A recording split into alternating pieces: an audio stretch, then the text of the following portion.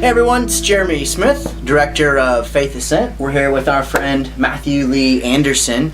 Matthew is the founder of MereOrthodoxy.com, which I would say is the wildly popular blog, gaining a lot of traction in evangelical circles. He's also an author. He wrote a book called Earthen Vessels, Why Our Bodies Matter to Our Faith. Thanks, Matthew, for hanging out with us today. I appreciate it. I appreciate you having me. Yeah.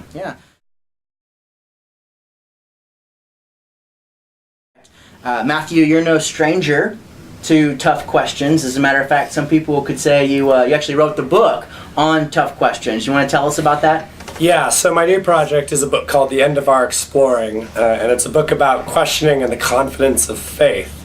And what I've seen is a lot of young people have a lot of questions that they feel burdened by. They want a sense of resolution, they want a sense of completion, they're seeking answers. Everybody's looking for answers is the old line, right? And what I try to do in the book is help people realize that we have to ask the questions that we have, but in that process we also have to reflect backwards and think about the questions that we're asking and learn to ask better questions. Questioning is the sort of thing that you can do well or do badly. It's as we inquire about the world, there are standards for inquiry. The first question that's asked in the Bible is asked by Satan, and it's actually a terrible question. Did God really say, "You shall not eat of the fruit of the garden"? He switches the term for God. He makes God more distant. He misquotes God. And did God really say? There's a hint of skepticism and of cynicism in the question. It's a really bad question, and it's designed to lead Eve astray. It's designed to lead her into rebellion.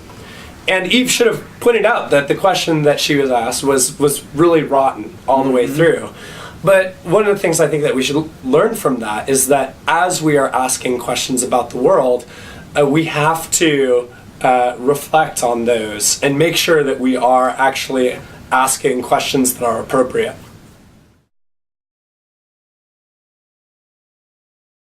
So, Matthew, you're actually in St. Louis from England, and you came to town to participate in what I would call an interesting, some would say controversial event.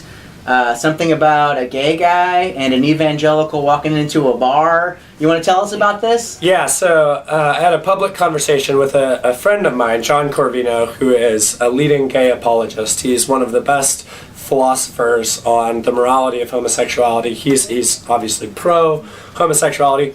And we had a public dialogue, and we positioned it as a dialogue. It wasn't a debate. We weren't there to make points and counterpoints and spend our time rebutting each other. We were interested in exploring the questions of this issue and trying to learn from each other and potentially learn something new about the subject.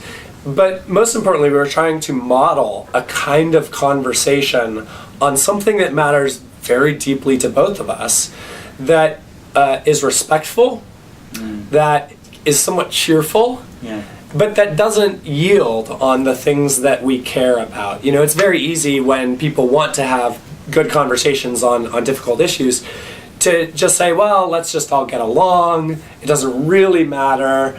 Like, we should just all hug. And neither John and I want that sort of approach.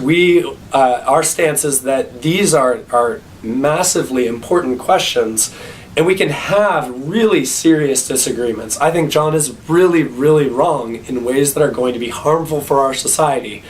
And he thinks the same about my position as well. But we don't think that should stop us from having basic decency towards one another and engaging in an interesting dialogue where we're thinking through the issue from each other's standpoints and hearing each other and really talking. So that was really what we tried to do.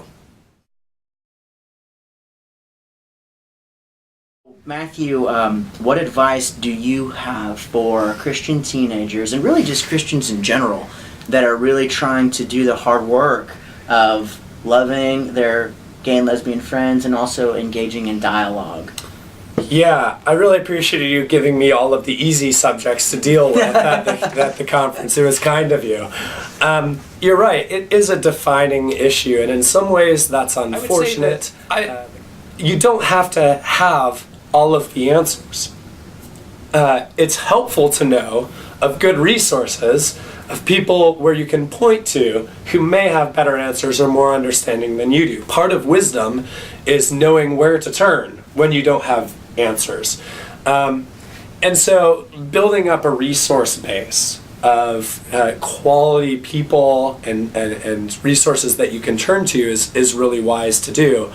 And then just engaging in the work of faithful inquiry yourself and learning and reading and reflecting. This question of homosexuality and gay marriage, it's very controversial. It's a very difficult issue. One of the good things about controversy is that controversies provide points of interest for people. Everyone gets excited about a controversy. Everyone is sort of fascinated by it. And they can be moments where our interest takes us into more fundamental questions about the structure of reality. And so if you have questions, chase those questions all the way down, inquire, do research, think and talk with people, and learn and grow, so that as you are talking with friends and neighbors who are gay or family members who are gay, you are yourself inquiring into these subjects, and you don't have a posture of, I've got all the answers, let me tell you exactly how this should go. You've got a posture of, I'm learning, I'm growing, let's think through these things together. And I think that thinking through things together is a great foundation for real friendships, even across disagreement. Yeah.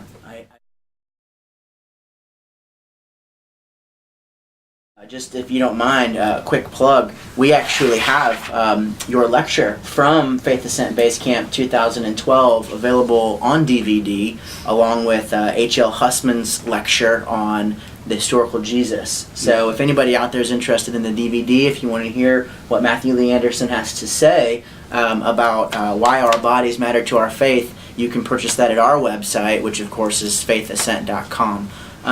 So one last thing, and we didn't talk about this prior to the interview, but I have to ask, what is it like living in C.S. Lewis's old house?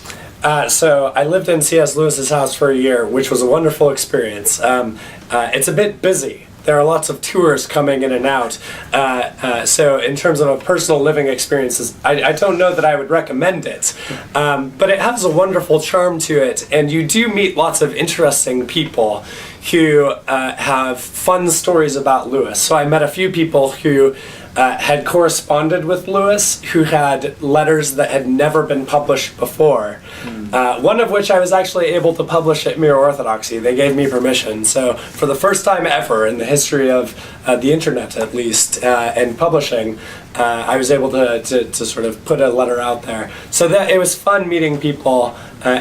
What's really fascinating about it is you realize the depth of impact that one man had with his words. It's really phenomenal. And people come from all over the world there to sort of make a pilgrimage and to pay their respects. And so living there was a real honor. I'm officially jealous. But I guess, as they say, it's a nice place to visit, right? That's right. All right, guys. Well, make sure you check out mereorthodoxy.com. Again, if you want more information about our DVD featuring Matthew Lee Anderson, you can go to faithascent.com. Until next time.